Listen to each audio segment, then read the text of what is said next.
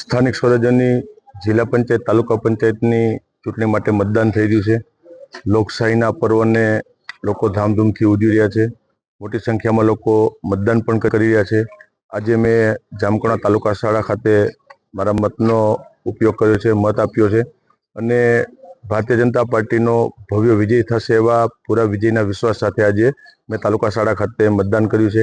લોકોને પણ નમ્ર વિનંતી કરું છું કે વધુમાં વધુ મતદાન કરો અને આ લોકશાહીના પર્વને સાથે મળીને આપણે ઉજવણી કરીએ એટલી સૌ નાગરિકોને નમ્ર વિનંતી કરું છું।